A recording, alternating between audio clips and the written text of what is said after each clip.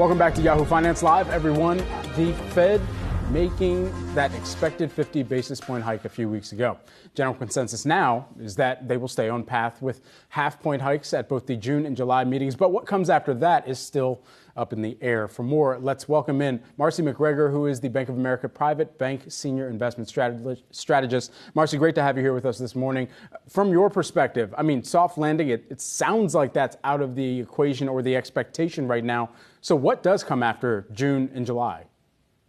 Yeah, so I think the Fed still has a very narrow path to a soft landing. Our view is, like the market expects, 50 basis point hikes in June and July, and then 25 basis points at each meeting after that. I think about a year from now, we'll probably land at a terminal rate of 325 to 350 is what I would expect. The curve right now is telling us, though, the Fed is way behind. So the question is, how far does the Fed have to go? And I think that's what markets are really dialed into right now. And yet, the feeling out there is heavy, as we have been talking about a little bit this morning with all of the talk of recession. So how far can sentiment drive stocks downward? Yeah, so we've had 6 negative weeks now in U.S. equities, and market internals are telling me that this choppiness is likely to continue, especially if you look at market breadth. There's a lot of cross currents there right now. So I think, like I said, the market really needs visibility to when the end of the Fed cycle is. Of course, there's a lot of question marks around growth in Europe and China, too. So these big macro clouds are weighing on sentiment. In the near term, sentiment is quite bearish. I don't think we've seen capitulation in this market just yet. So unfortunately, I think we still have a choppy road ahead of us. Marci, if a large percentage of someone's wealth is tied up still in the stock market, should they be buying on dips? Yeah, so we've lowered our risk a little bit in portfolios at our most recent investment strategy committee meeting. I would be diversified here, really diversified and balanced. So we're still overweight equities. I do think we're starting to see some opportunities, especially for long-term investors. But the biggest factor, of course, is positioning for inflation. So I'd also think about real assets in a portfolio as well. So energy and industrial commodities. But again, I think it all goes back to being diversified. And then while we're still overweight equities, I think the balance of risk is getting a little more attractive in bonds. So we added a little bit to investment grade bonds in the last couple of weeks as well. I think those days of Tina, there is no alternative to equities, are behind us. And this is about being diversified, balanced, and really disciplined in what's been quite a challenging market. But Marci, let me push back on that. Nothing's working right now. You have tech stocks that have been slaughtered. Gold is under pressure. Crypto has been pitched to us the past year and a half, 2 years as a great inflation hedge. That has blown up in the face of many investors. Wouldn't it just be better to raise cash right now?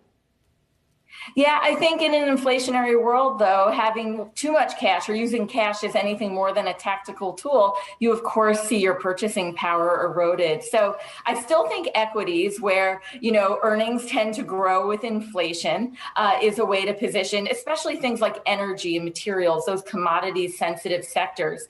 And then one area that has worked a bit defensively is dividend payers. This is all about free cash flow. This is all about, where we are late in the cycle. So I do think while, they've been the kind of least bad out there, those dividend paying stocks, there's going to be a lot of reasons to like them going forward. So it's all about quality, all about free cash flow in this environment. Even if the investment opportunity remains sustained in energy, the higher oil prices that particularly have been driving some of the performance for energy more broadly, that's going to create some demand destruction elsewhere. What are some of the sectors that would see that impact the hardest and earliest on?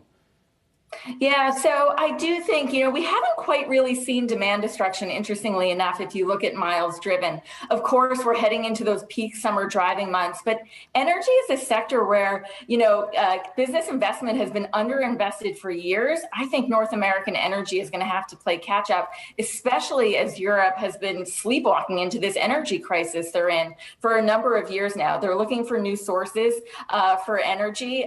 That's going to be a theme going forward. So even though energy has been a strong performer all year, I still think it's underowned. I still think it's undervalued.